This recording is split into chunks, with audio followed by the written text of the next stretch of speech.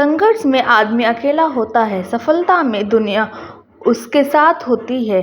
जी हाँ दोस्तों, कुछ ऐसी ही कहानी है। आजकल बहुत तेजी से फेमस हो रहे हैं धीरेन्द्र शास्त्री।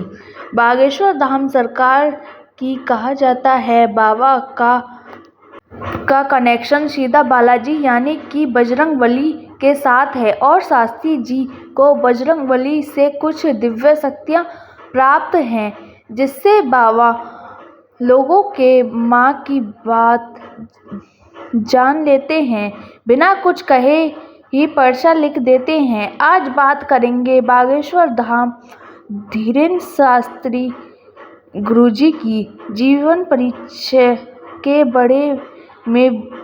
बाबा बागेश्वर धाम जो अपनी कथाओं, दिव्य दरबार और सनातन पर विजय से चर्चाओं में रहते हैं, लेकिन बाबा बागेश्वर सरकार पहले इनके जीवन में गरीबी और संघर्ष की कहानी है।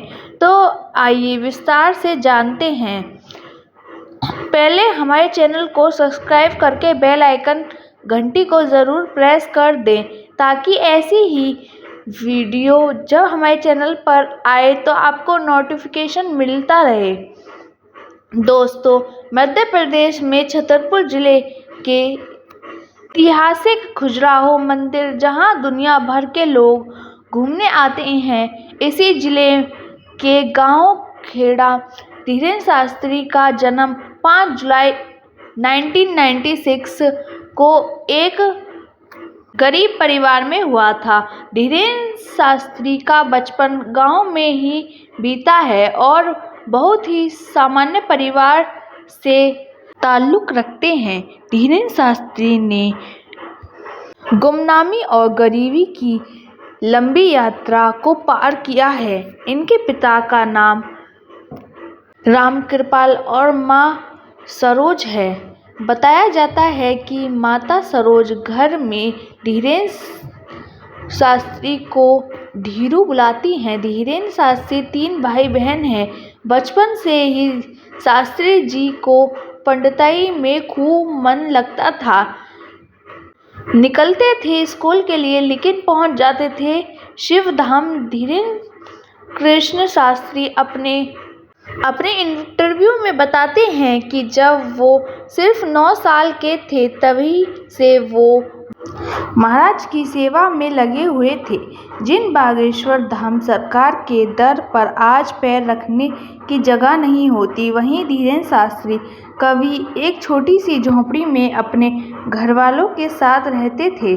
जिन बागेश्वर धाम सरकार का पंडाल आज रोशनी में गुलजार है, उनके घर को एक बल्ब भी नसीब नहीं था। शास्त्री जी कहते हैं वे लोगों के घर घर जाकर गांव में भीख मांगते थे। दोस्तों, अक्सर शास्त्री जी अपने दरबार में अपने जीवन से जुड़ी कहानियां सुनाते हैं और लोग उनके दुखद कहानी को भावुक भी होते हैं। शास्त्री जी कहते हैं, भले ही धार्मिक चैनलों पर शास्त्री जी की कथाओं को देखने की होड़ है, लेकिन एक भक्त वह भी था। जब धीरेन्द्र शास्त्री को टीवी देखने के लिए पड़ोसियों के दरवाजे पर जाना पड़ता था। पहले तो टीवी पर्याय बहुत कम हुआ करती थी। सब अगल बगल जहाँ टीवी होते थे देखने जाते थे। उन सभी के बीच में बैठकर शास्त्री जी भी टीवी देखते थे। शास्त्री जी कहते हैं, एक दिन मैं साथ बहुत बड़ा हुआ था। मैं टीवी देख रहा था। उसी वक्त जिसकी टीवी थी, वो अपने बगल में बैठी अपनी माँ से कहा, ये रोज रोज आ जाता है टीवी देखने के लिए, बंद करो टीवी। और टीवी उन्होंने बंद कर दिया। धीरेन्द्र शास्त्री जी कहते हैं, हमने कुछ नहीं बोला। हमने यह भी नहीं कहा कि हम चले जा रहे हैं। यह भी नहीं बोला कि हमारे कारण अपने टीवी को क्यों बंद कर दिया। हमने यह भी नहीं बोला कि आज से हम नहीं आएंगे। मैं मुस्कुराया और वहाँ से जय सीताराम बोलकर निकल गया। शासन को धीरेन्द्र शास्त्री कथाओं के बीच में सुनाते रहते हैं। पहले भक्तों की आंखों को नम कर देते हैं और फिर अपने उपलब्धियों को छोक लगाकर जोश भर देते हैं।